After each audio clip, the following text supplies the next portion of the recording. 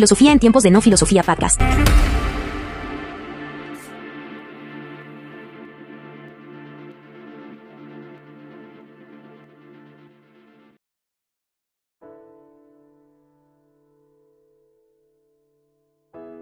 Bienvenidos al episodio número 28 de febrero, fin de mes.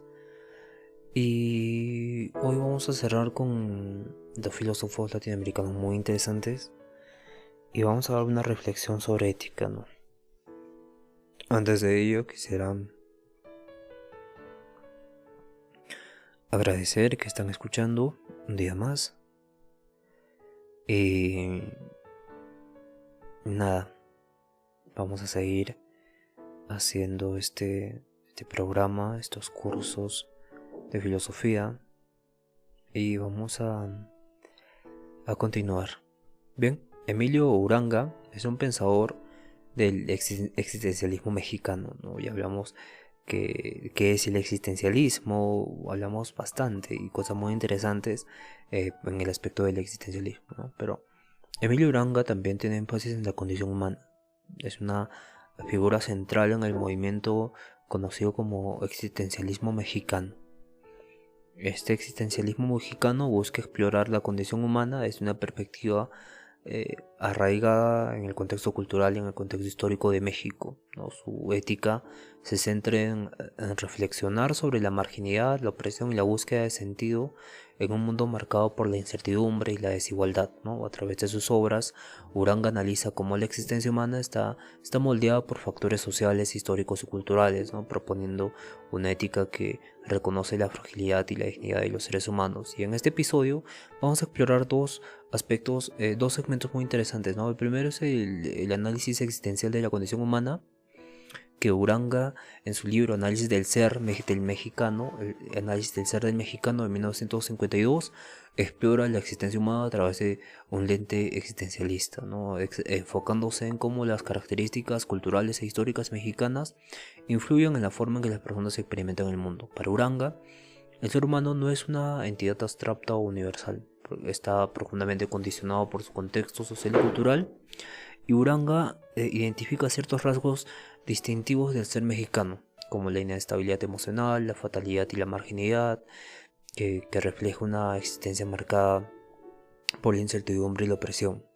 Desde una perspectiva ética, estas características no son defectos inherentes, sino expresiones de una realidad histórica y social que ha marcado a ciertos grupos, ¿no? Uranga argumenta que comprender esta condición es el primer paso para transformarla, ¿no? Una de las contribuciones éticas más destacadas de Uranga es su énfasis en la fragilidad humana como base para la reflexión moral.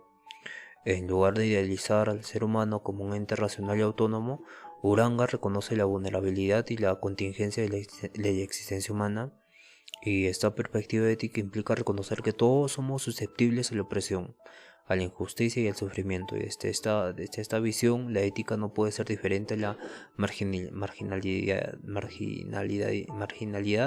y también la desigualdad, ¿no? Uranga aboga por una ética que valora la dignidad de los seres humanos en su fragilidad, ¿no? Promoviendo ahí la solidaridad, la empatía hacia aquellos que enfrentan consecuencias graves de la injusticia social. Uranga profundiza en Ontología del Mexicano de 1952 un análisis existencial, ¿no? Argumentando que la marginalidad no es solo una condición social, sino una dimensión ontológica de la existencia humana, ¿no? Para él, la marginalidad refleja la expresión de exclusión y desposesión que afecta tanto a individuos como a comunidades enteras. Sin embargo, esta condición no debe ser vista únicamente como una limitación, también puede ser una fuente de creatividad y resistencia. Uranga propone que la marginalidad puede llevar a una búsqueda de sentido más profundo, y al enfrentarse a la opresión y a la injusticia, los individuos pueden encontrar nuevas formas de entenderse a sí mismos y al mundo, construyendo así significados que trasciendan las estructuras opresivas, desde una perspectiva ética. Esto implica reconocer que las experiencias de marginalidad pueden ser puntos de partida para la transformación personal y colectiva. Otro aspecto central del pensamiento ético de Uranga es su llamado a construir una ética basada en la dignidad humana y la solidaridad. Argumenta que la marginalidad y la opresión no deben ser aceptadas como inevitables, porque debemos trabajar activamente para superarlas. Y esto implica cuestionar las estructuras sociales y económicas políticas, ¿no?, que perpetúan la desigualdad, así como promover prácticas que valoren la diversidad y la inclusión. Para Uranga, la ética debe ser un acto de resistencia contra las condiciones que deshumanizan a las personas, ¿no? Y esto incluye reconocer la dignidad de aquellos que han sido marginados, trabajar juntos para construir un mundo donde todos puedan vivir con un sentido y con un propósito. Uranga dejó un legado invaluable al integrar el existencialismo con un análisis profundo de la condición humana en el contexto de México. Es diferente hablar de el existencialismo en Europa que el existencialismo en México, en América Latina, ¿no? Porque el existencialismo en Europa se da con las dos guerras mundiales y cómo este legado surge y se desarrolla inevitablemente en una pérdida de sentido, un sinsentido en el ser humano, pero en el contexto mexicano pasa esto de forma ya más antigua, con la llegada de los españoles, ¿no? Con la imposición de estructuras sociales y económicas diferentes a las que ya estaban acostumbradas. Y su énfasis en la fragilidad humana, la marginalidad y la búsqueda de sentido sigue siendo relevante para quienes buscan comprender y transformar las realidades de injusticia y desigualdad, ¿no? Otro pensador es Bolívar Echevarría, un marxista de la cultura, y también habla de la resistencia ética. Bolívar Echevarría es ecuatoriano, es una figura destacada en analizar, en el análisis crítico de la relación cultura, economía y ética desde una perspectiva marxista. Echevarría aboga por una ética basada en la resistencia cultural y la defensa de la vida cotidiana frente a la homogeneización y la explotación de sistemas capitalistas. Tiene una obra crítica a la modernidad capitalista de 1994, donde desarrolla un análisis profundo de cómo el capitalismo ha moldeado no solo la economía, sino también la cultura y la ética, ¿no? Para él, la modernidad capitalista no es simplemente un sistema económico, es una forma de vida que impone valores como el dualismo, el consumismo, la acumulación ilimitada de riqueza, y estos valores, según Echevarría, han erosionado las prácticas culturales tradicionales y han generado una alienación profunda en la vida cotidiana. Echevarría argumenta que el capitalismo transforma la vida humana en una mercadería, ¿no?, reduciendo las relaciones sociales o intercambios comerciales y despojando a las personas de sus capacidades para vivir de manera auténtica. Y desde una perspectiva ética, esta crítica implica reconocer cómo el capitalismo no solo explota económicamente a las personas, sino que también a la cultura y a la moral, ¿no?, imponiendo un modelo de vida que deshumaniza y margina.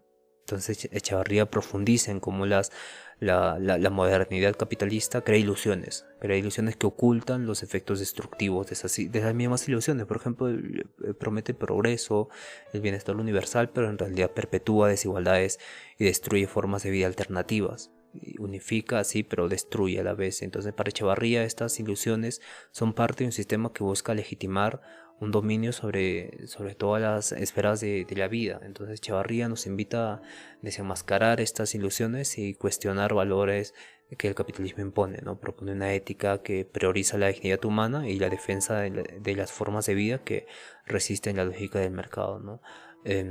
Valorando la diversidad cultural y las prácticas comunitarias que provienen del bien común, que promueven también este bien colectivo.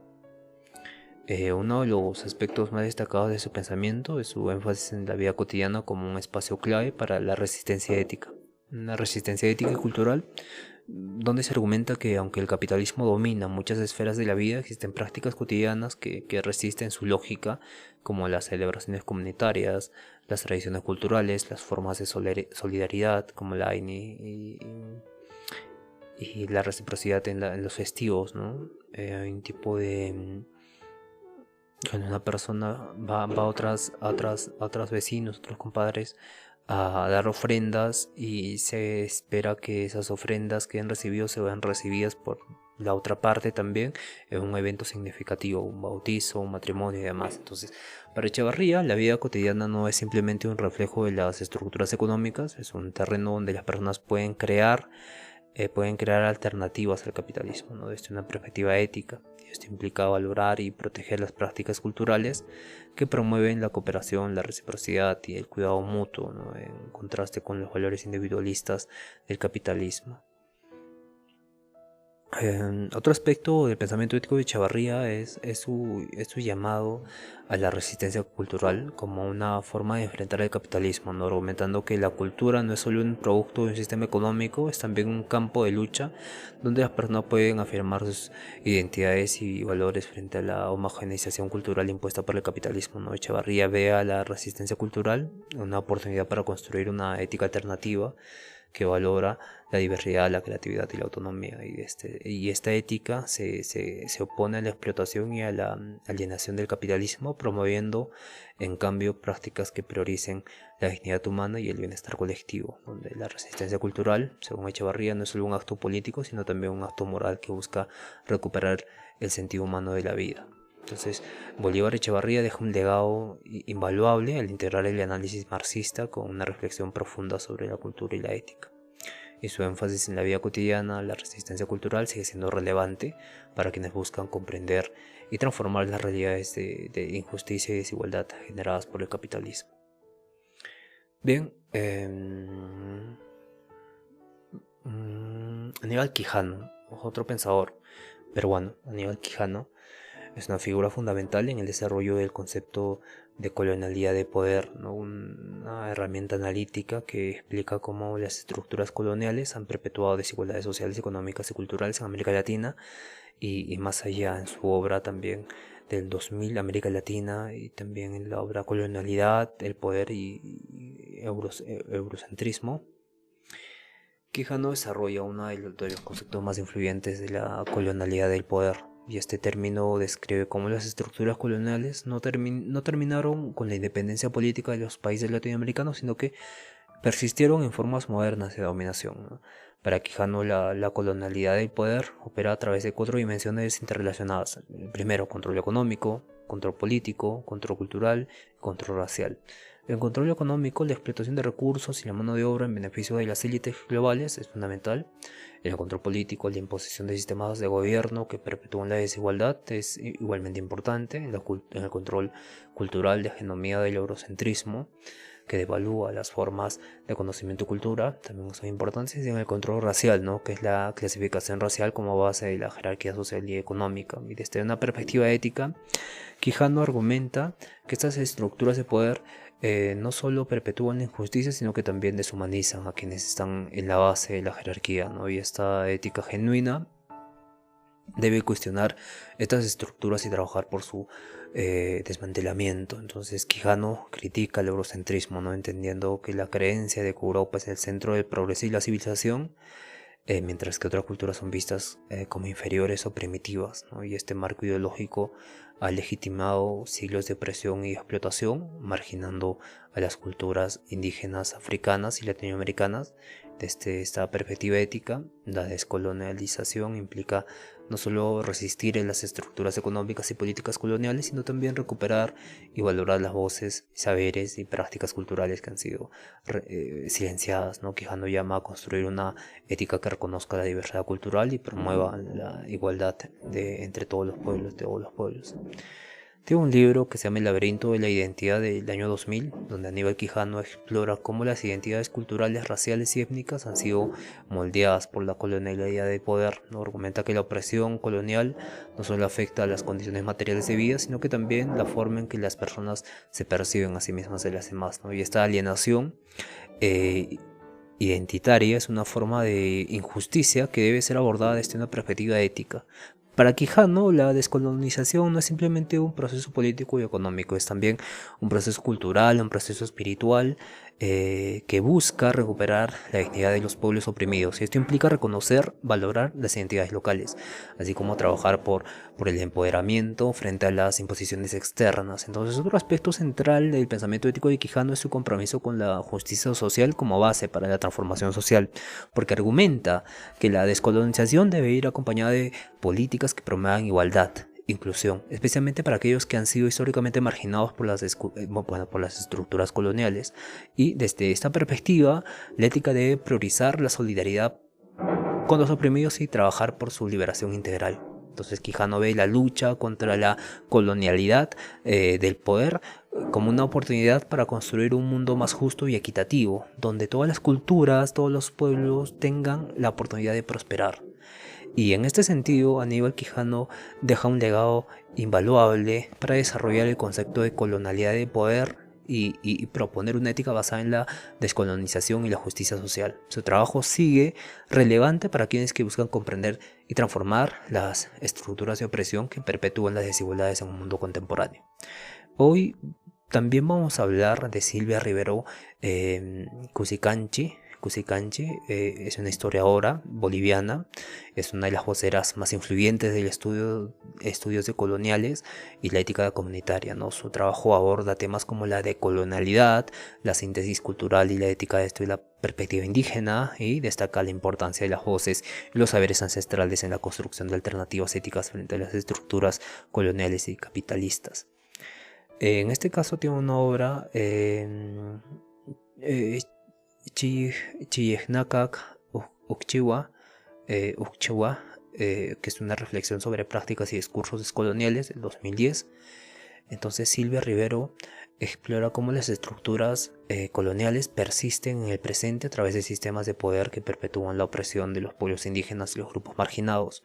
Para ella la decolonialidad no es solo un concepto teórico, sino es una práctica ética que busca desmantelar estas estructuras desde la base. Entonces Rivera Cusicanchi argumenta que la colonialidad no termina con la independencia política de los países latinoamericanos, sino que sigue vivo en formas más modernas de racismo, de explotación económica y de exclusión cultural. Y desde esta perspectiva ética, la decolonialidad implica reconocer y desafiar estas dinámicas opresivas, ¿no? Priorizando las voces, los saberes de los pueblos indígenas como base para construir alternativas éticas y políticas. Entonces, una de las contribuciones éticas más destacadas de Rivero Cusicanchi es su énfasis en la centralidad de las voces, ¿no? Las voces indígenas en la construcción de una ética alternativa, ¿no? Argumenta que la cosmovisión indígena ofrece principios morales fundamentales, ¿no? Como la reciprocidad, la complementariedad, el respeto por la naturaleza, que contrastan con valores individualistas y extractivistas del capitalismo moderno, ¿no? Desde esa perspectiva, la ética no puede ser universal ni abstracta, debe surgir de las experiencias concretas de los pueblos indígenas y otras comunidades marginadas, ¿no? Rivera Cusicanchi llama a valorar estas voces como fuentes legítimas de sabiduría moral y a trabajar juntos para construir un mundo donde todas las culturas sean reconocidas y respetadas. Y en este sentido, tiene un libro de 1987, Oprimidos pero no vencidos, donde Rivero Cusicanchi analiza las luchas históricas de los pueblos indígenas de Bolivia y cómo han resistido siglos de opresión, de colonialidad y de neocolonialidad.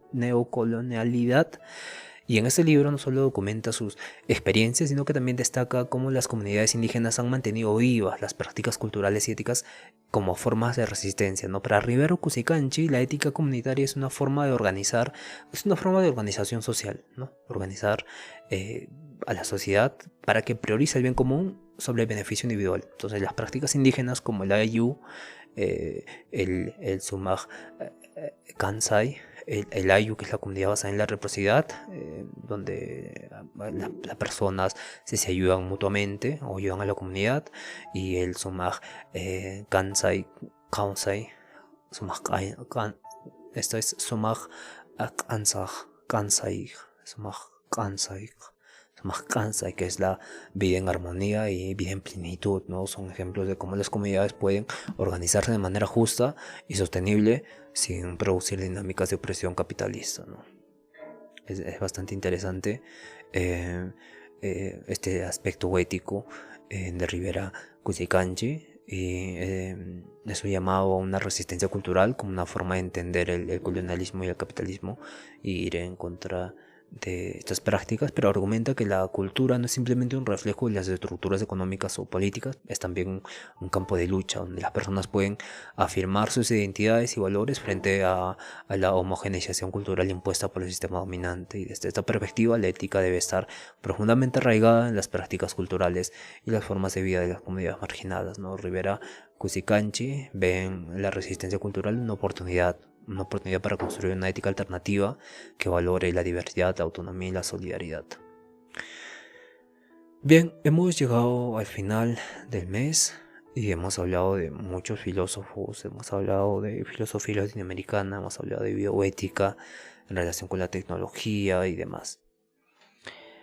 En este caso, ahí ya vimos diferentes enfoques éticos. Vimos, la mayoría o casi todos. Pero hay un enfoque ético que unifica a todos. Y es Dios. Él está más allá, pero también está próximo a uno. Y está abierto para todos.